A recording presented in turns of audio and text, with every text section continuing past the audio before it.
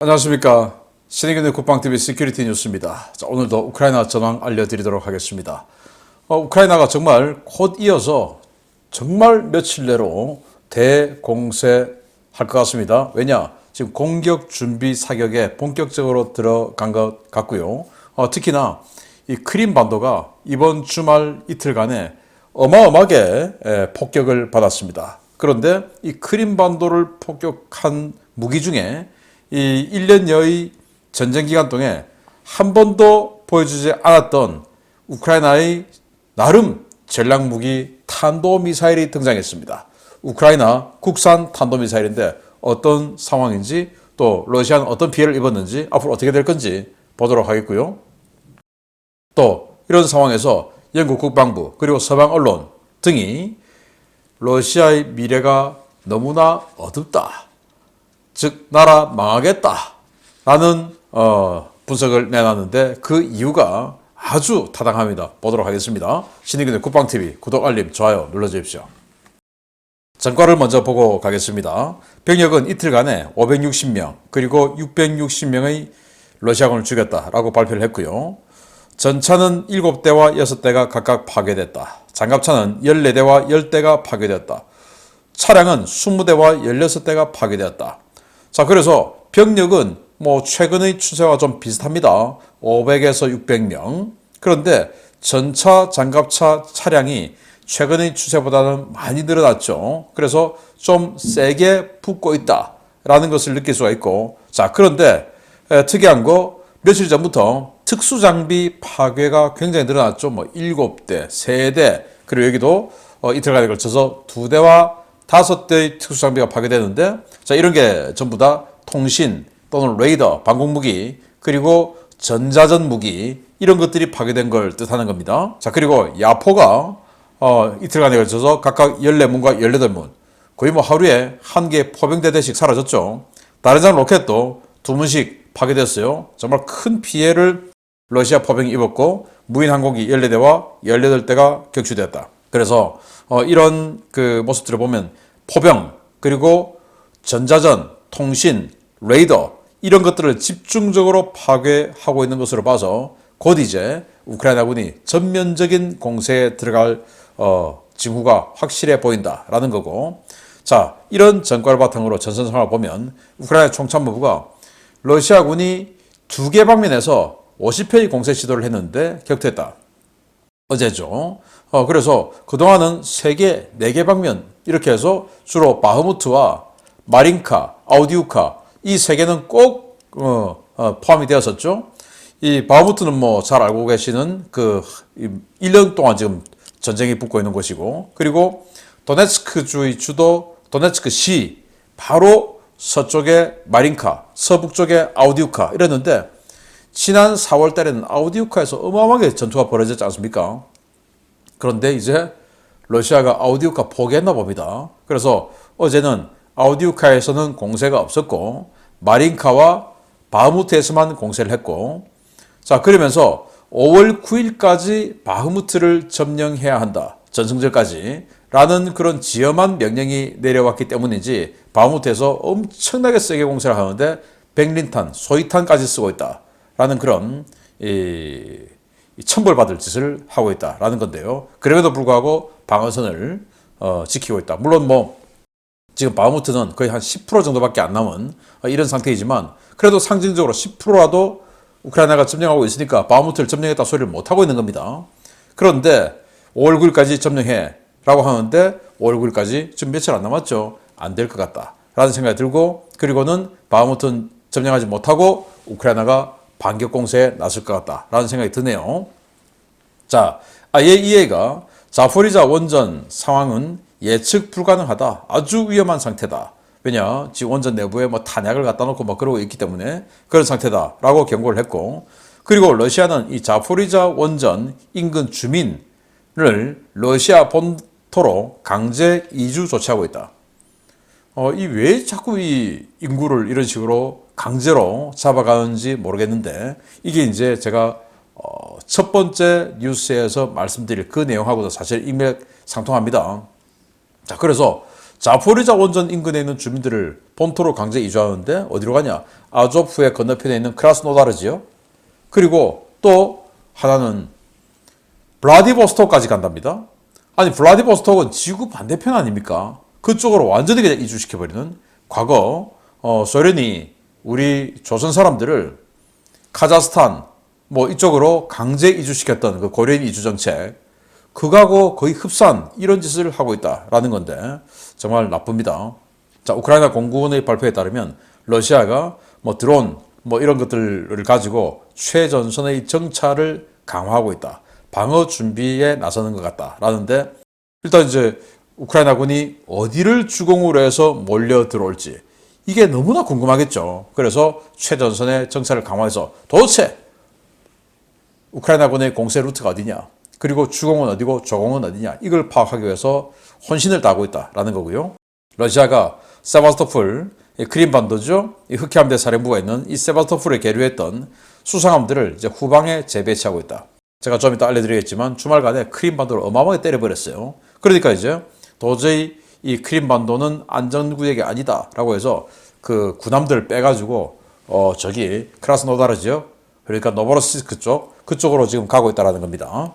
러시아가 헤르손 그리고 드니프로페트롭스크 그러니까 드니프르강 건너편에 있는 우크라이나 도시들이죠. 여기에 박격포 등 60차례 이상을 포격을 해서 11명의 민간인이 죽었다라고 발표를 했고요.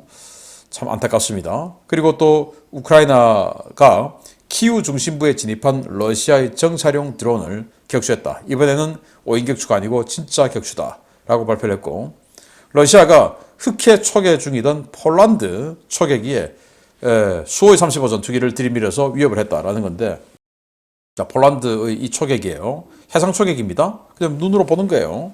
주로. 그래서 미국이나 영국이나 이런 전투기 이런 것들도 아니고 폴란드 좀 만만하고 전투기도 아니고 그냥 초계기니까 여기에 수호의 35 보내가지고 한번 또 무력 시위를 한 것 같은데 그러다가 나토 잘못 건드려서 큰 사단 안 나기를 바랍니다. 친푸틴 성향의 작가. 근데 작가가 어떻게 뭐 작가를 무시하는 건 아니고 운전기사가 있었는지 모르겠는데 아무튼 운전기사가 운전을 하는 승용차를 타고 가다가 이 푸틴을 찬양하는 스피커 역할을 하는 작가인데 인플루언서예요. 이 사람이 모스크바에서 차량 폭발로 중상을 입었다. 운전기사는 죽었고 푸틴을 찬양하는 그 작가는 이렇게 해서 중상을 입었다라는 건데 그 어디에도 지금 안전한 곳이 없다라는 것이고요.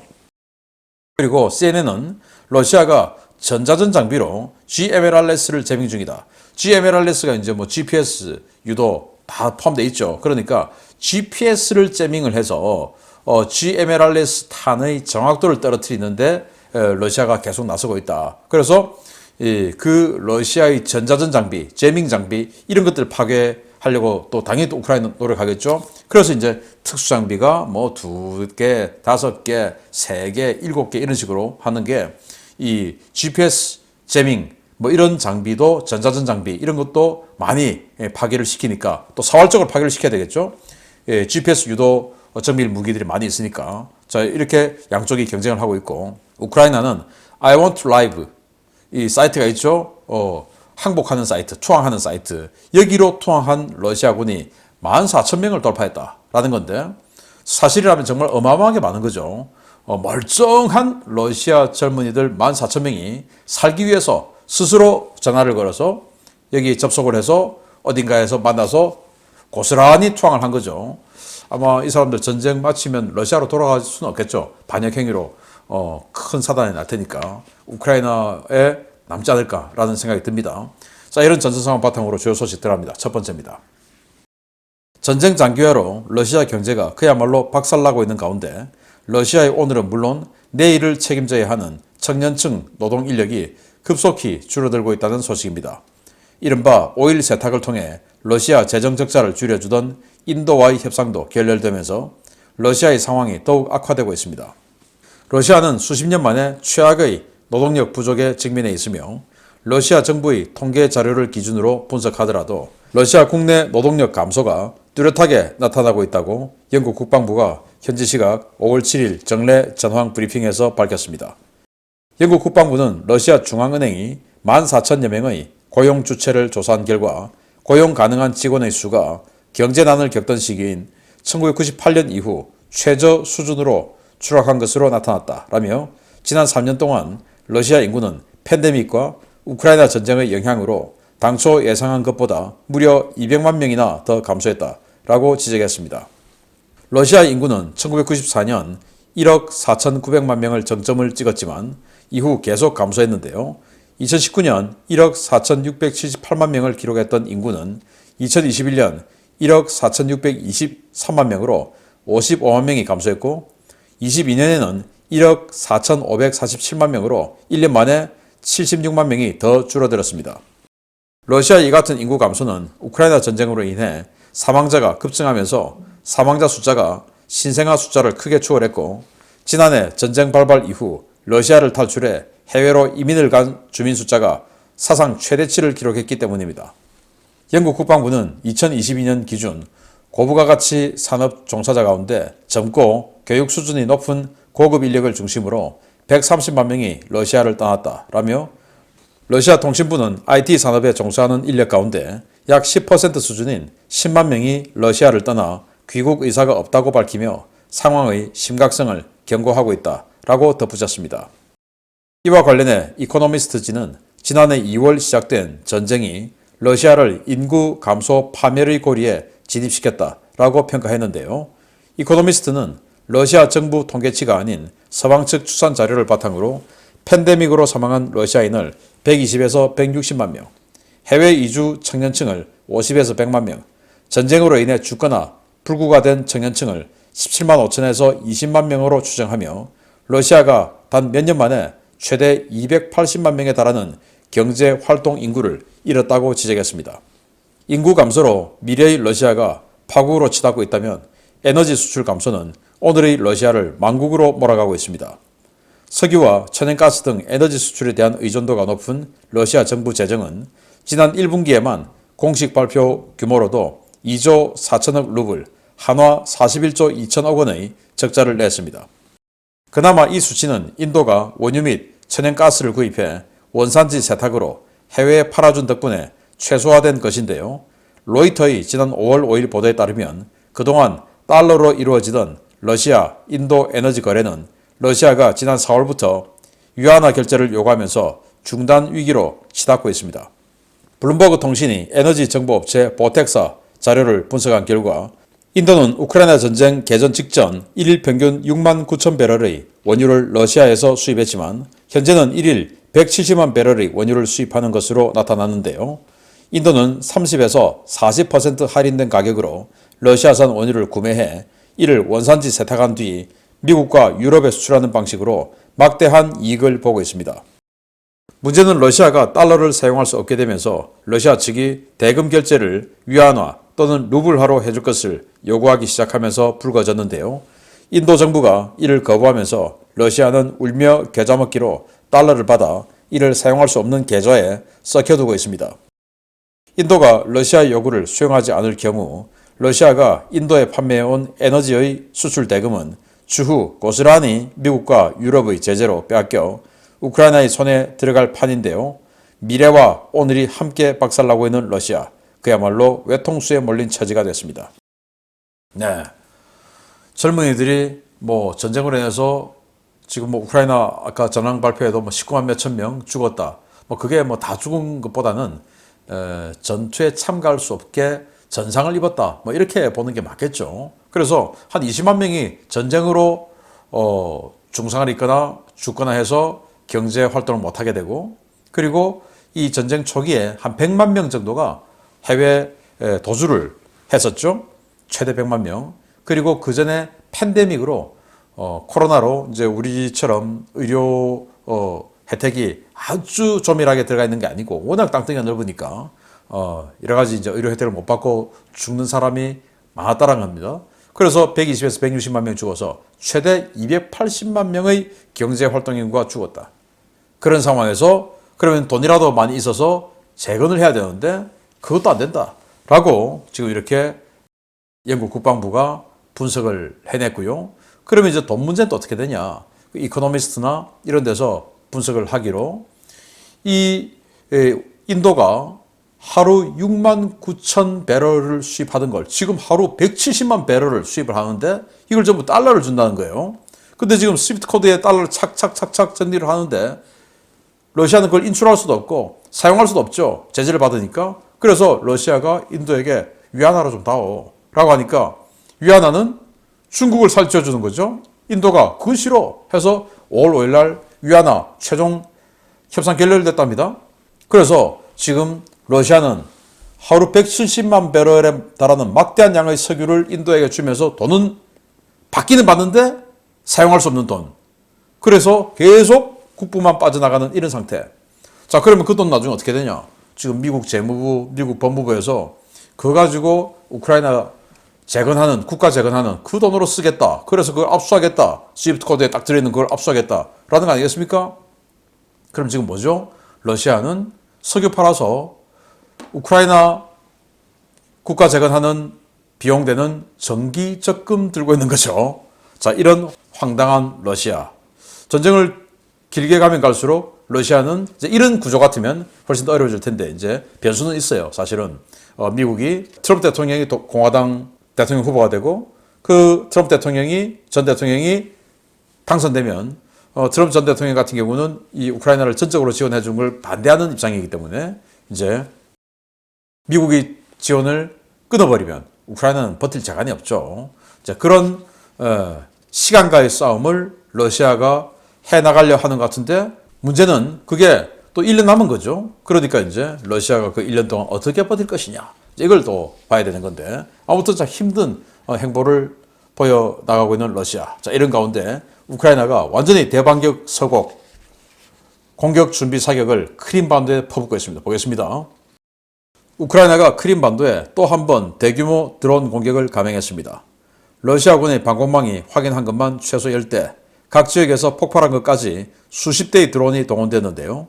이번에는 우크라이나군의 비밀 전략무기 크림2 탄도미사일까지 동원됐다는 소식입니다. 드론 공격도 충격이지만 사거리 500km급의 탄도미사일 실전 투입에 러시아 측은 그야말로 패닉에 빠졌습니다. 우크라이나군이 현지 시각 5월 6일 심야 러시아 크림반도 일대의 주요 전략시설에 대한 대규모 드론 공격을 감행했으며 각지에서 폭발음과 화염이 관측되었다고 러시아 현지 매체 바자와 복수의 오신트 소식통이 현지 시각 5월 7일 리포트했습니다. 이번 공격은 세바스토폴을 중심으로 크림반도 서부의 주요 항만 3개소와 해안 주요 전략시설에 대한 공중, 수상 드론 동시 공격 형태로 이루어졌는데요. 각지에서 폭발음과 화염이 관측되었지만 러시아 측은 이 공격이 모두 실패했다고 주장하고 있습니다. 미하일 라즈보자예프 세바스토폴 시장은 텔레그램 채널을 통해 세바스토폴에 드론 공격이 있었지만 러시아군이 모두 요격했고 해안의 그 어떤 시설도 손상되지 않았다라고 주장했습니다. 세바스토폴시 당국은 러시아군 방공망에 식별된 드론의 숫자는 11대에서 12대 정도였으며 3대 정도가 세바스토폴 항구 안으로 들어왔지만 이들 모두 요격되었다고 밝혔는데요. 러시아 측의 주장과 달리 드론 공격은 세바스토폴 항구에만 가해진 것이 아니었습니다. 공격이 식별된 곳은 크림반도 서부 해안의 사키 비행장, 세바스토폴 항구, 케이프 피올란트 해안, 크림반도 동부의 표도시야, 크림반도 북부의 장코이 등이었는데요. 주목할 만한 것은 세바스토폴시 북동쪽의 야지와 표도시아 인근에 대한 공격입니다. 러시아군 S-400 방공진지와 탄약고를 노린 것으로 추정되는 이 공격에는 오데사 방면에서 발사된 탄도미사일이 동원됐는데요. 러시아 측은 S-300과 S-400 방공 시스템이 이들 모두 격추시켰다고 주장했지만 지상에서는 미사일 낙탄으로 인한 거대한 화구가 발견되었습니다.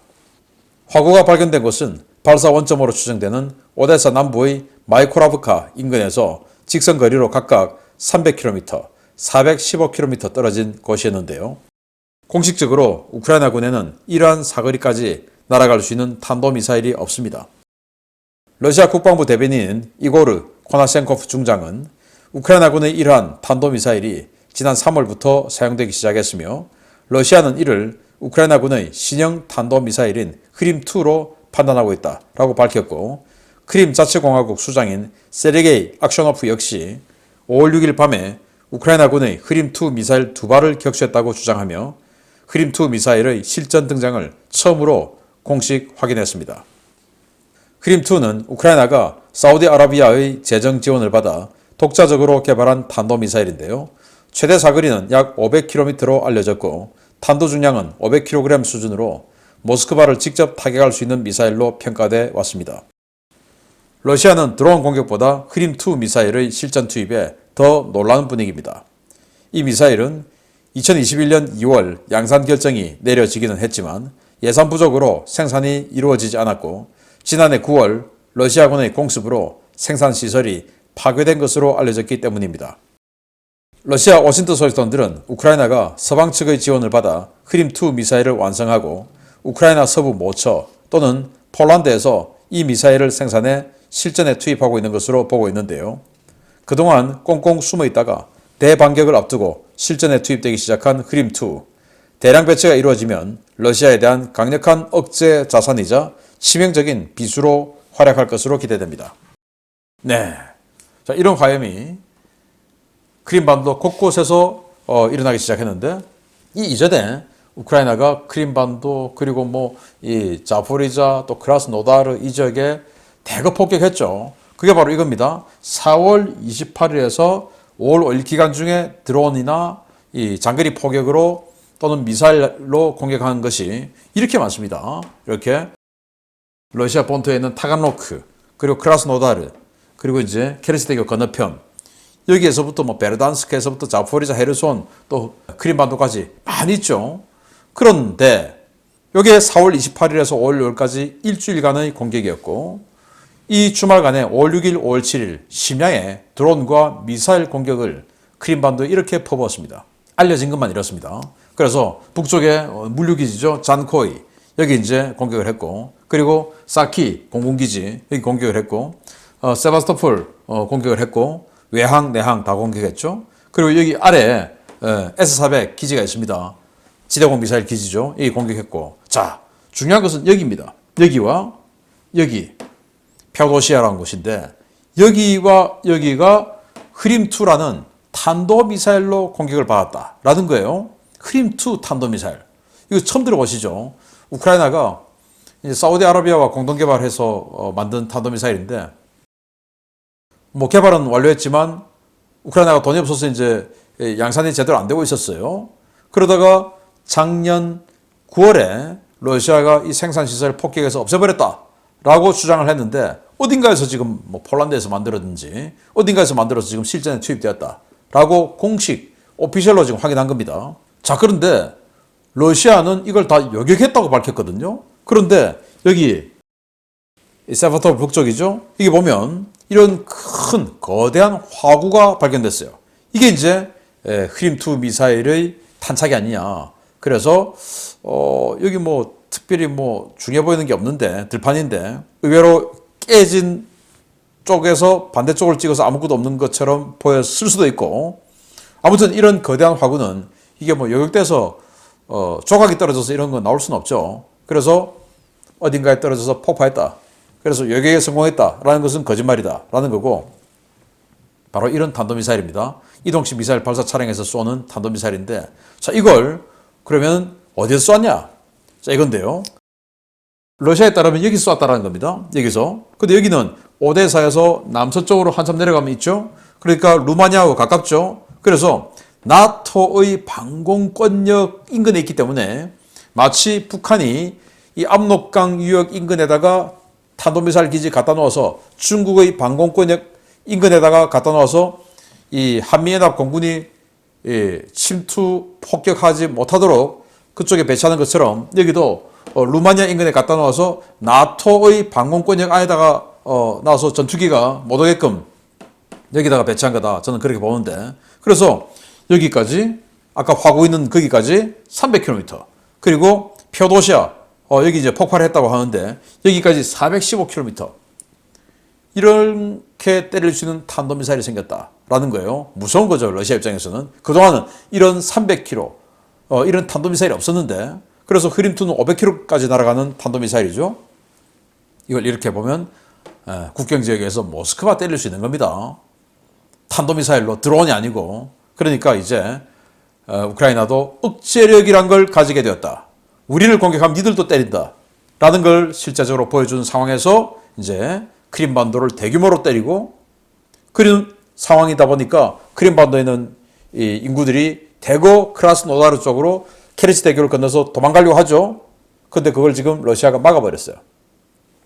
케르치 대교를 통제를 해버렸답니다. 이제 도망도 못 가요. 크림반도에 있는 사람들.